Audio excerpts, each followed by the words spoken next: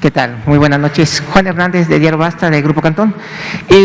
Ahorita es una pregunta que nos acaban de hacer llegar por medio de redes sociales, que es referente a los médicos. Como ahorita ya ha venido bajando ya la incidencia de contagios y de muertes, esta situación en los hospitales, hay una preocupación de qué va a pasar con estos médicos, van a ser contratados, qué va a pasar con ellos, o en todo caso, si ya se les están reasignando o reacomodando en otras áreas. Esa es la pregunta que está ahorita rondando en el aire. Gracias. Cómo no, con mucho gusto, Juan. Lo que usted se refiere es a los más de 50,000 trabajadores de la salud. Algunos son médicas y médicos, otros son enfermeras y enfermeros, inhaloterapeutas y otro tipo de personal de salud que fueron contratados durante la epidemia en la fase de reconversión hospitalaria para cubrir una parte de la enorme insuficiencia de personal de salud que heredamos de las distintas administraciones pasadas. Que no se nos olvide que en México empezó la respuesta a la epidemia con una carencia de más de 240,000 personas trabajadoras de la salud que en sexenios pasados no se contrataron o no se formaron incluso. Teníamos también una importante carencia de personal especializado en ciertas áreas de la salud. A lo largo de la epidemia y durante la más grande reconversión hospitalaria que se ha hecho en América Latina, donde multiplicamos por 4,5 veces o 6 veces en el caso de las camas con ventilador, las existentes, necesitamos desde luego personal de salud para que pudiera atender a las personas que eran hospitalizadas en esos espacios. Eso requirió una contratación, pero además capacitación específica y un esquema de supervisión piramidal que fue diseñado para que las personas con un entrenamiento especializado relativamente reciente no estuvieran desde luego en una situación de tener que estar al frente de una decisión médica. Y establecimos en su momento, con liderazgo del doctor Sbarch, quien ahora es comisionado de COFEPRIS, pero en ese momento era el coordinador médico del INSABI, él y el maestro Juan Ferrer y todo el equipo del INSABI diseñaron este esquema de supervisión piramidal. Una persona formada y con experiencia en medicina crítica asesoraba y supervisaba a 5 personas con entrenamiento formal en medicina crítica, pero relativamente más joven o más reciente. Y cada uno de estos 5 a su vez supervisaba a otros 5 y siempre esta supervisión conectaba hasta arriba, hasta la persona más experta. Esto lo que nos permitía es que por cada persona experta en terapia intensiva, en medicina crítica, estábamos simultáneamente teniendo una supervisión de estas 30 personas con experiencia menos avanzada. A su vez se implantaron distintos esquemas de videovigilancia en las unidades, sobre todo las unidades móviles o temporales, los hospitales móviles, las unidades temporales COVID, que permitían estar supervisando la operación sin tener que entrar a la unidad COVID. Por supuesto, para ciertos procedimientos que requieren atención física a las personas enfermas, pues sí, el personal entraba y salía en su momento. Este esquema fue replicado también en distintos hospitales grandes, por ejemplo en el Hospital Juan Graham Casasus de Tabasco, de Villahermosa, Tabasco, instalaron toda una unidad de videovigilancia para poder ampliar la capacidad de atención en sus unidades de terapia intensiva. En fin, entonces se requirió la contratación de un poco más de 50,000 personas a través de lo que se llamó la convocatoria de médicas y médicos del bienestar. En realidad no eran solo médicas y médicos, sino otro personal de salud, como ya hemos relatado. ¿Qué va a pasar? Preguntan. Me parece una pregunta muy legítima. Lo que vamos a hacer es que van a ser contratadas y contratados. Esto fue lo que se estableció desde el inicio, se puede decir lo que se pactó y lo que fue un incentivo para que las personas participaran en la convocatoria. Entonces, la idea es contratarles. El Sistema Nacional de Salud sigue necesitando de sus servicios sumamente valiosos. Que quede muy claro, no necesariamente van a trabajar en la unidad donde fueron empleados durante la emergencia de COVID. Eso está establecido en la propia convocatoria, eso está establecido en el contrato. Pero ciertamente van a ser incorporados al Sistema Nacional de Salud, al sistema público, en alguna unidad de salud donde sean requeridos. Muchas gracias, Juan. Vamos a pasar allá atrás con usted, por favor.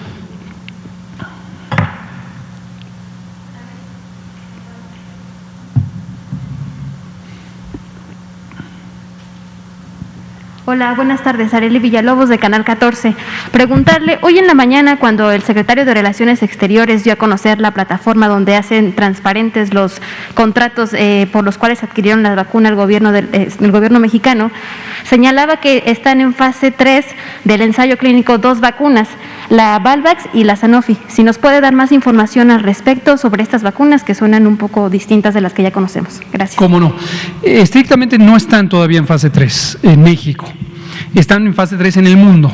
En otros países del mundo han iniciado ya alguna gestión ante la autoridad sanitaria de alguno de los países donde están estas casas productoras de vacunas. En el caso de Valvax es una empresa en China, en el caso de Sanofi es una empresa francesa, tiene su casa matriz en Lyon, Francia, y estableció una alianza con GlaxoSmithKline para tener una misma vacuna. Entonces, seguramente ante la Agencia Europea de Medicamentos han solicitado la autorización para conducir el ensayo fase 3.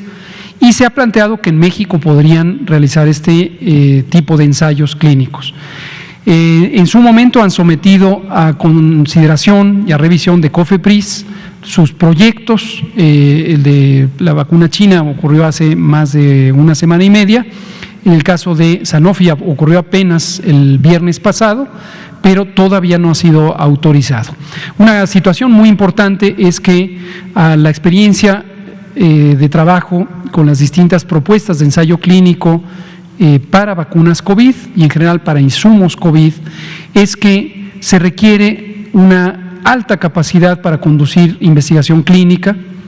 En el mundo de la investigación clínica, a lo largo de los últimos 25 o 30 años, se volvió común el utilizar a unas entidades que se llaman CROs, por las siglas en inglés de Organización de Investigación Clínica. Eso es lo que quiere decir CRO. Estas son empresas mayormente privadas de distinto tamaño que tradicionalmente ayudan a grupos de investigación clínica, a instituciones propiamente dichas. Pero a lo largo de algunos años, previo a la epidemia, se empezó a hacer costumbre que estas entidades empezaban a tener una participación quizá más allá de lo que es deseable, dado que no son instituciones y dado que no tienen en sus plantillas investigadores e investigadoras formalmente establecidos, es decir, que tengan las credenciales académicas para hacer investigación. Y, muy importante, estas entidades, estas CROs, no tienen comités de investigación, bioseguridad y ética, que son indispensables, de acuerdo con el reglamento de investigación para la salud en sujetos humanos, son indispensables para garantizar no solamente la calidad de los proyectos de investigación, sino la correcta ejecución, e incluso para supervisar que a lo largo del proceso se garantizan estándares muy altos de cuidado de los sujetos que están participando como voluntarias y voluntarios en los estudios. Entonces, en la experiencia de estos meses o años, año de lo que lleva la epidemia, hemos identificado que es muy importante cubrir investigación clínica para generar conocimiento, no solamente para México, sino en general para el mundo, pero hacerlo con los más altos estándares de calidad, insisto, en la parte de investigación, bioseguridad y ética. Entonces, las propuestas a veces han tenido que ser revisadas para especificar que solamente personas investigadoras, tanto instituciones como personas, que tienen una trayectoria probada de investigación clínica, pueden hacer ensayos clínicos, no una CRO. Estas no pueden hacerla sencillamente porque no son instituciones de investigación. Y esa es parte de lo que estamos revisando en el caso de estas dos propuestas, que las propuestas realmente estén bajo la responsabilidad de instituciones y de personas competentes para realizar investigación. Muchas gracias. Óscar Sosa, por favor. Buenas tardes, doctor Gatell. Óscar Sosa, de Red Digital y Tendencias Libres. Mi pregunta es referente a que el UNICEF hoy lanzó 4 recomendaciones para que los padres de familia hablen con sus hijos referente a la vacuna COVID. La Secretaría de Salud va a retomar este artículo, va a hacer su propia estrategia de comunicación, ya que los niños van a regresar a clases, tienen muchas preguntas referente a ello y sería muy prudente, como se ha tomado estas conferencias, tomar su opinión y ver cómo podemos, como medios de comunicación y autoridades, darles una respuesta práctica y sencilla a ellos. Sí, muchas gracias, Óscar. Definitivamente la comunicación con las niñas, niños, jóvenes es crucial. No podemos tomar decisiones sin involucrarles, porque finalmente, más allá de las responsabilidades administrativas que tengamos como funcionarias, como funcionarios, como instituciones, o como padres, madres de familia o tutores, nosotros tenemos responsabilidades de su cuidado. Pero las personas menores de edad son quienes viven la realidad todos los días. Ellas y ellos van a entrar a la escuela, van a tener en práctica que ejercer los cuidados, la sana distancia, el uso de cubrebocas, el lavado de manos, y si se compenetran, si se les queda claro, no solamente en el nivel intelectual, sino incluso emocional, la importancia de ese cuidado, sin duda vamos a tener un cuidado de ellas y ellos más efectivo. Entonces, sí hemos estado trabajando con distintas organizaciones para modular de la mejor manera los distintos esquemas de comunicación social.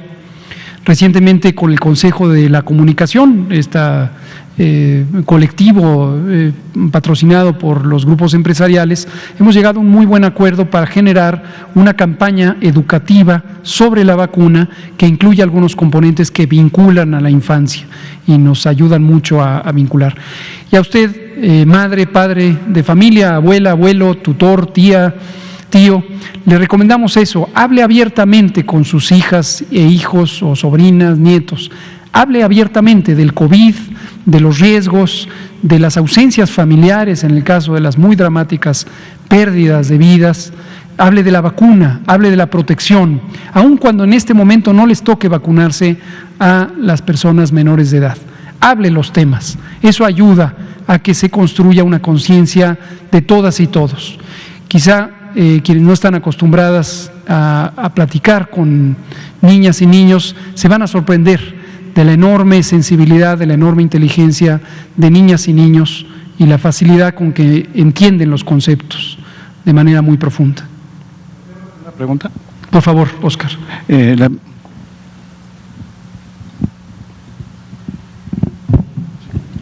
Una segunda pregunta referente igual al regreso de clases. Un grupo de estudiantes marchó en la Ciudad de México piden un regreso de clases seguros.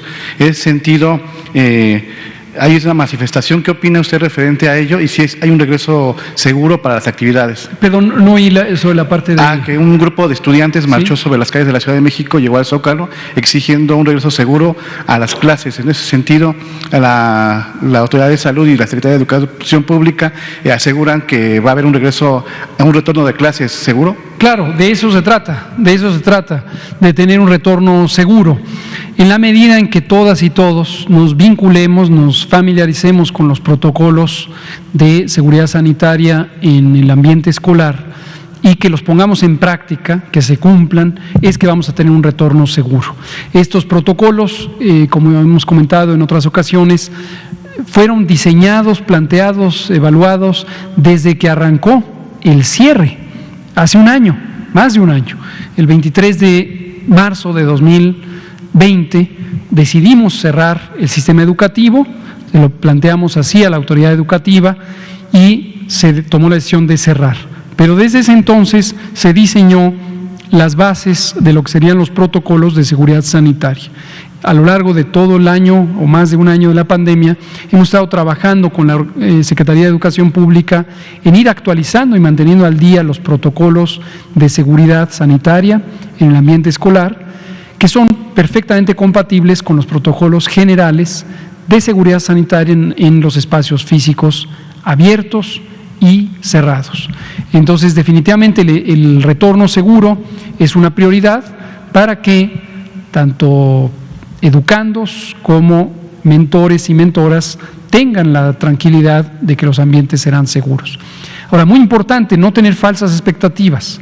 La pregunta obvia es, ¿eso significa que no va a haber casos de enfermedad en los recintos escolares? No significa eso, sería completamente fantasioso pensar que no va a haber ni un solo caso. Se pueden presentar casos, pero lo importante es que se tenga una reducción al mínimo posible de ese riesgo y que también se tenga la capacidad de identificar tempranamente la ocurrencia de casos o la ocurrencia de brotes para que conjuntamente autoridad sanitaria, autoridad educativa y la comunidad de padres y madres de familia trabajen conjuntamente para responder ante este tipo de situaciones. Muchas gracias, Óscar. Janet Galindo, Mundo Farma, y luego Patricia Rodríguez Calva. Y usted también, ¿verdad? Ahorita regresamos con... Buenas noches, Janet Galindo de Mundo Farma. Doctor, nos han preguntado a CROM que para ser un grupo de prioridad que logre llegar a la vacunación, ¿qué es lo que se necesita? Usted nos ha estado explicando muchas veces cuál ha sido la técnica y cómo lo han estado manejando, pero en este caso nos preguntan, por ejemplo, los monitores clínicos, que son quienes han estado ayudando a hacer los análisis y todos los estudios con respecto a las vacunas. Ellos no están dentro de un grupo prioritario. ¿Por qué? Por muchas razones. Los grupos de prioridad no están definidos por una condición laboral per se. Y esto es muy importante que todo el mundo lo identifique. Cada quien se identifica en una categoría o en un grupo de la población por múltiples características, por la edad, quizá por el sitio de residencia o por la ocupación. Pensemos en estos tres elementos. Entonces aquí tenemos a cada persona pensando, yo tengo 52 años, me deberían priorizar porque estoy en este grupo de edad. Otra persona puede estar pensando en su sitio de residencia y puede decir, el municipio fulano de tal, de los 2.470 municipios que tiene el país, debería ser prioritario. Y otras personas pueden pensarlo por su actividad profesional o laboral. Menciono estos tres porque hemos recibido gran cantidad de comunicaciones, cartas, correos electrónicos, pronunciamientos públicos, donde cada quien busca ubicarse en un grupo de prioridad, como usted correctamente señala. Y esto a veces hace pensar a las personas que la priorización se define de esa manera. Y la respuesta es no. Hay un eje de prioridad que es la edad. De esto no hay ninguna duda y esto, como hemos comentado, se basa en varios estudios, varias proyecciones epidemiológico-matemáticas que muestran en México, igual que en muchos de los países que tienen acceso a vacuna, que cuando se prioriza de la persona con mayor edad hacia la persona con menor edad y se va vacunando a los grupos de población de esa manera, se logra tener el máximo rendimiento en reducir la mortalidad, las complicaciones, la hospitalización. Por ejemplo, de esa manera no se prioriza la reapertura de ciertas actividades laborales, que en su momento ciertos segmentos de la población consideraban como los más prioritarios. Algunos hablaban de la población económicamente activa, de la generación de riqueza, etcétera. Y lo que querían es que se vacunara a personas de entre 20 y 45 años que ocupan la mayor cantidad de personas en el empleo formal, sobre todo en el empleo industrial. Pero nuestro eje de priorización fue la edad, de arriba a abajo, para ir reduciendo riesgos. También desde el principio apareció el caso de las personas trabajadoras de la salud. Aquí sí hay una definición por empleo, pero como hemos dicho en otras ocasiones, no es como objetivo fundamental el proteger individualmente a cada persona. Desde luego ese es el mecanismo, y qué bueno que se protege individualmente a personas que tienen un riesgo incrementado de contagio porque están en el mundo clínico, en el mundo médico, en el mundo de atención de la salud. Pero el objetivo estratégico de ese segmento, de vacunar al segmento de trabajadores y trabajadoras de la salud, es proteger la capacidad del Estado mexicano de responder ante la epidemia, sobre todo en los momentos de mayor intensidad epidémica. Entonces, por eso el primer grupo fue trabajadoras y trabajadores de la salud, de primera línea en hospitales, consultorios y ambulancias públicas y privadas. Después aparece un tercer grupo gremial, un segundo grupo gremial, que son los trabajadores educativos. Aquí es una historia diferente. Aquí es, primero, en condiciones de bajo riesgo epidémico, de baja actividad epidémica, lo que llevamos 18 semanas logrando, la oportunidad de que al agregar ese componente garanticemos una protección, unos ambientes seguros, como decía Óscar, para que se abran las aulas, se recuperen las actividades convencionales de la educación y podamos garantizar el derecho a la educación. Entonces, estos son tres grupos claramente identificados, los hemos estado indicando desde que empezó la estrategia, pero no debe pensarse en que cada quien puede buscar su identidad de grupo de empleo o de grupo gremial y entonces pedir ser prioritario. No hay inscripción para grupos prioritarios, no hay tal cosa. Las prioridades han sido definidas con toda claridad desde el inicio en el programa de vacunación. Muchísimas gracias. Muchas gracias, Janet Galindo. Patricia Rodríguez Calva, Grupo Imagen. Gracias. Buenas noches. ¿Sí sirve? ¿Sí? ¿No? Ahí está. Buenas noches, Patricia Rodríguez Calva, de Grupo Imagen. Doctor, ayer se dijo que el hecho de que Campeche haya regresado a semáforo amarillo no tuvo que ver con el regreso de clases presenciales. Entonces, doctor López-Gatell, en consecuencia, ¿qué fue lo que falló en Campeche para que se haya regresado a semáforo amarillo y en consecuencia se hayan cancelado las clases presenciales? Y tengo una segunda pregunta, por favor. Con mucho gusto. Esta idea de falla no corresponde al análisis técnico de la epidemia, ni en México ni en cualquier parte del mundo. Me queda claro que a veces el lenguaje de la comunicación pública busca esta identificación. Falló esto, falló aquello, falló el gobernador, falló no hay tal cosa.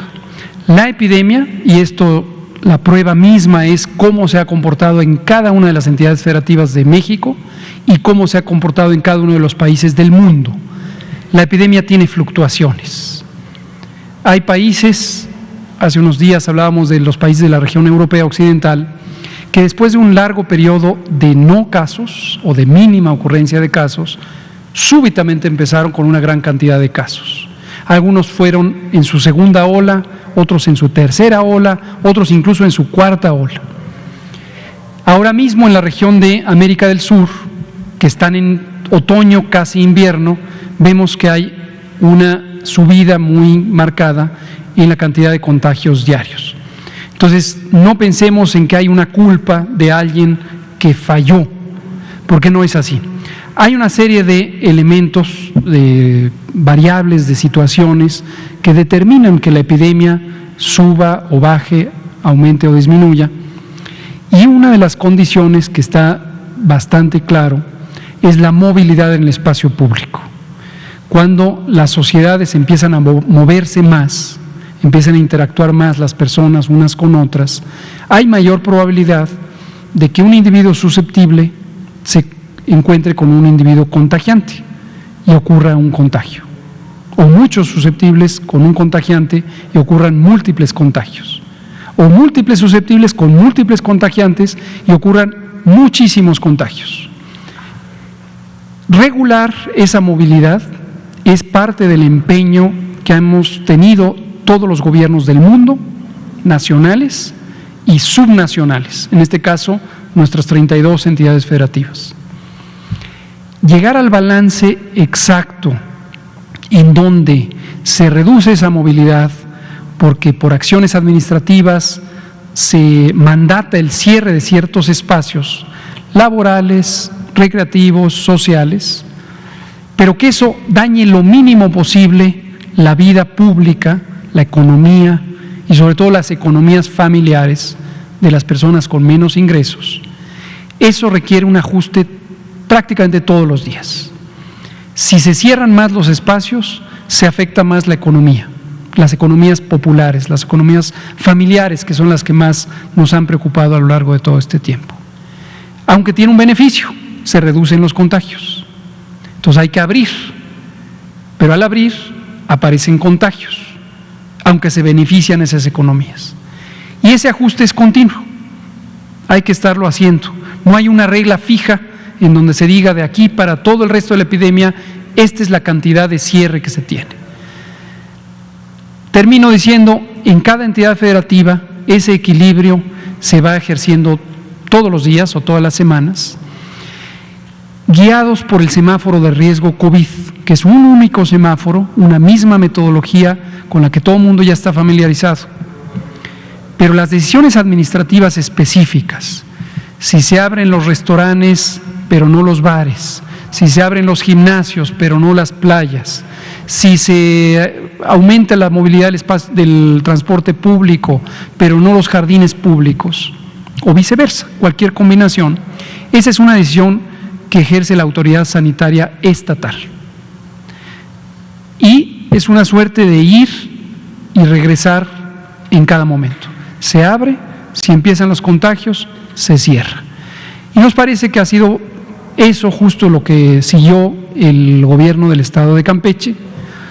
Se sumaron a la idea de abrir las escuelas, pero también abrieron varias otras cosas.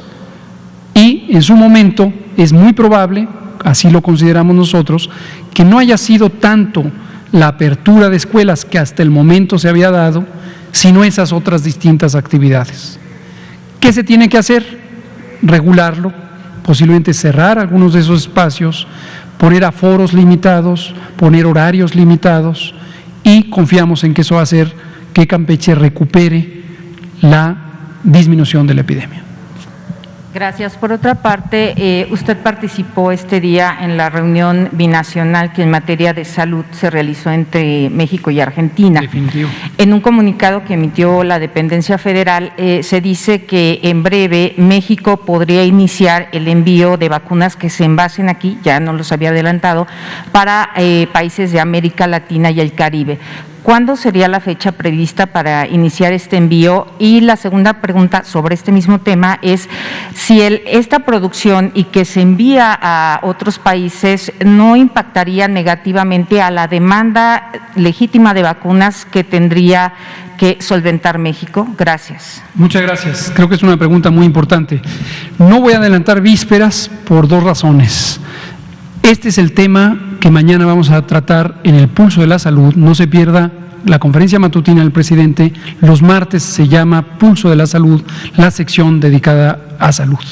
Y mañana nos va a acompañar la ministra de Salud de Argentina, nuestra querida colega y amiga Carla Bizzotti, con quien hoy tuvimos todo un día de trabajo, y otras funcionarias y funcionarios argentinos.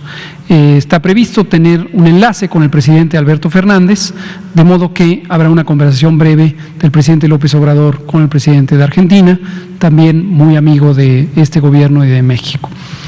Y esto se va a detallar mañana, cuándo se podría liberar. La pregunta es muy importante, porque podría surgir esta inquietud: ¿cómo se están yendo las vacunas de México? La respuesta precisa, clara, contundente es: no es el caso. El acuerdo establecido entre AstraZeneca, Leomont, la entidad financiadora que es la Fundación Carlos Slim, estableció desde el principio que una vez se empezaran a envasar las vacunas, los primeros 3 lotes serían de México, pero el cuarto lote ya estaría a disposición de estos países de América Latina, mayormente Argentina, pero también otros que en su momento hayan contratado con Astra. Entonces, México va a ayudar a Argentina, desde luego, pero no se afecta lo que está previsto para México. Pero todo esto y más se va a detallar mañana en la conferencia matutina. Está garantizado el abasto, como acabo de mostrar en el calendario. Ya de entrada tenemos para esta semana 3 millones, más de 3 millones y medio de dosis de vacuna, tanto de Astra, que nos llega por COVAX, como de Pfizer, y las otras solo hacen sumar a lo que ya tenemos. La próxima semana estaremos recibiendo casi 8 millones de dosis de vacuna. Entonces, sí, tenemos mucha tranquilidad en ese sentido. Y hay una circunstancia además importante. Argentina en este momento, mayormente por razones climáticas, está en esta fase de incremento de la epidemia. México lleva 18, estamos en el curso de las 19 semanas en reducción. Cuando ocurre una situación así, es esperable que exista solidaridad entre los pueblos hermanos para que se priorice ahí donde es de manera más inmediatamente necesaria. Muchas gracias. Liliana Noble, Pulso Saludable. Gracias. Buenas noches, Liliana Noble de Pulso Saludable. Doctor López Ridaura, me informan que en la Sierra Norte de Puebla les aplicaron la vacuna de Sinovac y hasta el momento no tienen la segunda dosis. Ellos ya hicieron su cuenta. No, es que el señor no ha terminado de contestarme mi pregunta, pero al parecer ya pasó el periodo y todos están preguntando si ya no tiene efectividad y tendrían que reiniciar el esquema de vacunación o qué va a pasar al respecto. Si me puede ayudar, por favor, y después una pregunta para el doctor Gatell. Gracias. Gracias, perdón, ¿me recuerda la vacuna? Es que no escuché. Sinovac. Sinovac, no, bien, gracias. Déjenme checar, sí, tuvimos, como lo comentamos en varias conferencias vespertinas, tuvimos este retraso de una semana de Sinovac y pasamos de 35 a 42 días. No tengo el dato, ahorita lo busco específico de la Sierra de Puebla, pero desde la semana pasada, el jueves, que también nos llegó, y desde antes que nos llegó Sinovac, pudimos cubrir todas las necesidades de todos los municipios donde se había aplicado y que ya estaban en este tiempo cercano entre 35 y 42 días. Entonces, en principio, debería estar cubierto. Ahora, también lo que dijimos en ese momento es que es muy importante el que se entienda, y lo tenemos como evidencia, no solamente para Sinovac, sino también para otras vacunas, que la protección final total o la eficacia total que se logra con las dos dosis no se modifica si alargamos mucho más los días. Es muy importante no hacerlo antes, por eso también aprovecho para comunicar a todas las personas que fueron vacunadas con AstraZeneca y que están todavía en la semana 7, todavía no cubren la semana 8 y posiblemente están viendo en sus municipios que ya están vacunando a los de 50, 59 y a ellos todavía no les toca su segunda dosis. Nada más para recordarles que no podemos vacunar antes, pero sí después.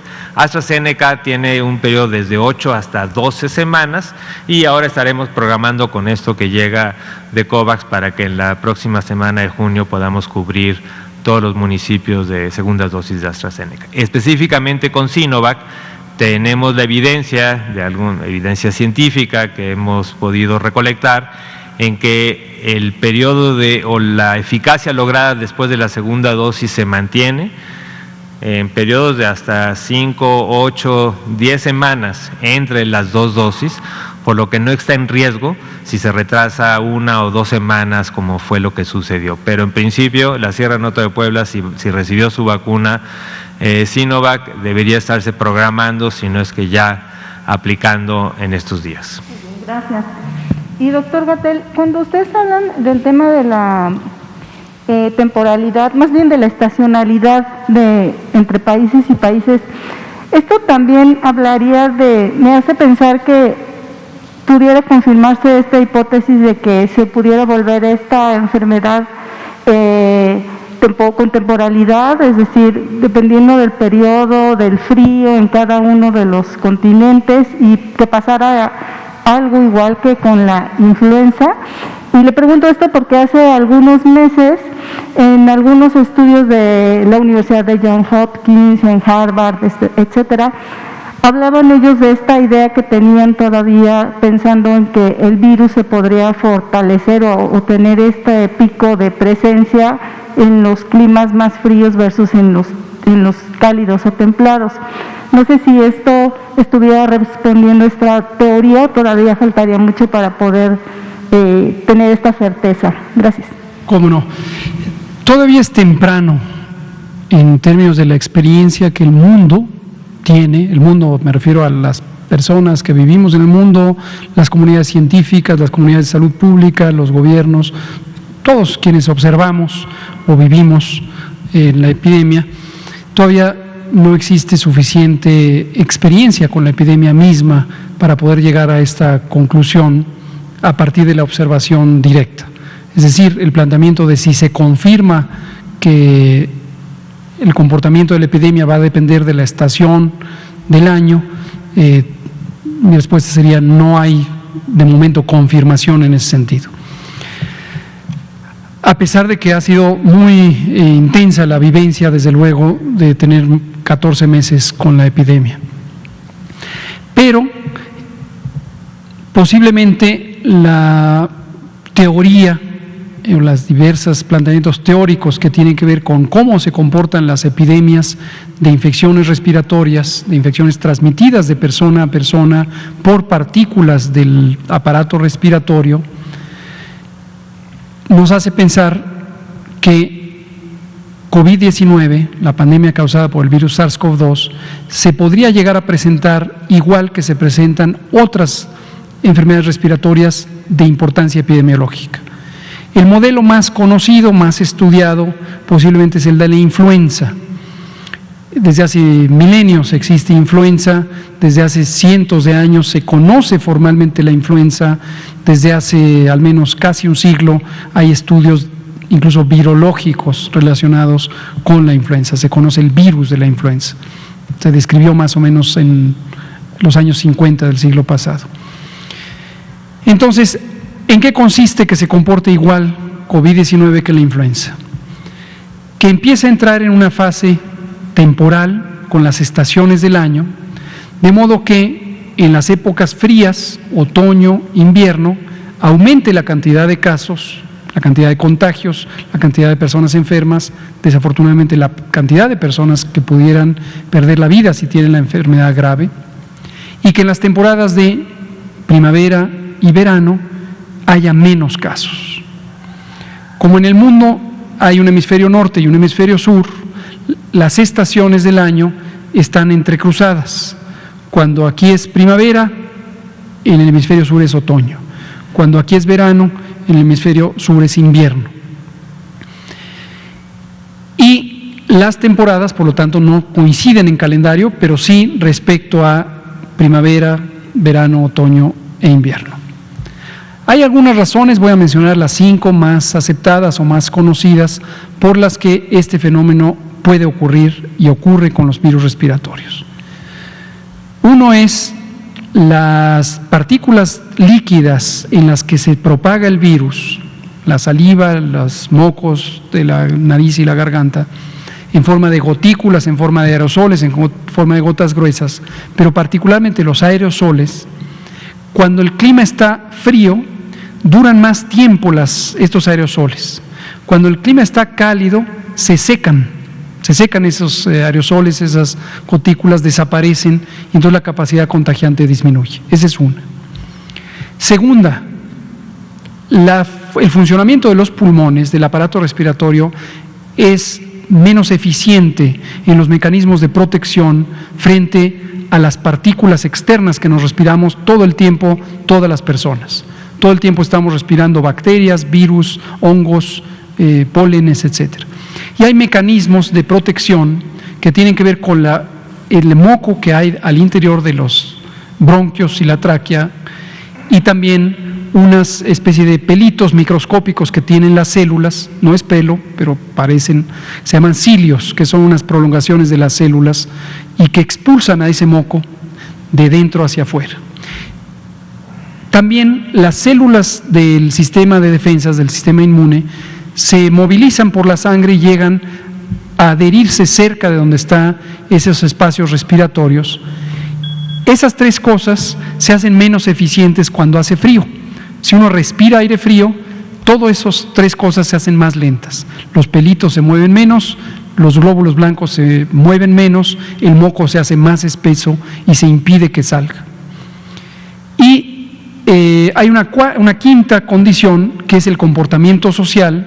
Cuando hace frío, tendemos a congregarnos, a estar en espacios cerrados, a estar más cercanos físicamente unos de otros, en general, que cuando hace calor. Entonces, los 5 mecanismos actúan combinados para hacer que las enfermedades respiratorias, sobre todo las que son por virus, predominen en el frío y reduzcan en el calor.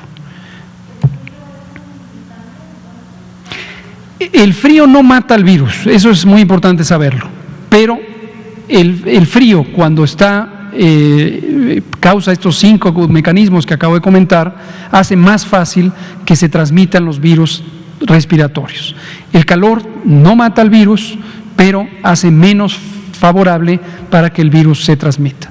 Entonces, en general, una de las predicciones más aceptadas hasta el momento es que si la inmunidad en contra del virus SARS-CoV-2 no fuera suficientemente larga, de años, y a lo mejor estuviera en 1 o 2 años la duración de la inmunidad, podría ser que se empiece a sincronizar la epidemia y se convierta en una enfermedad estacional como lo es la influenza. Pues muchas gracias, son las 20:01. Aquí terminamos. Recordamos que abrimos la semana 21 del año, pero la semana 19 de reducción de la epidemia en todos sus indicadores, y que estamos acelerando cada vez más el proceso de vacunación en las poblaciones identificadas para ello. No se pierda mañana el Pulso de la Salud, donde comentaremos estos y otros temas de gran interés público. Y tendremos como invitados a funcionarios y funcionarias del Gobierno de Argentina. Muchas gracias. Hasta mañana.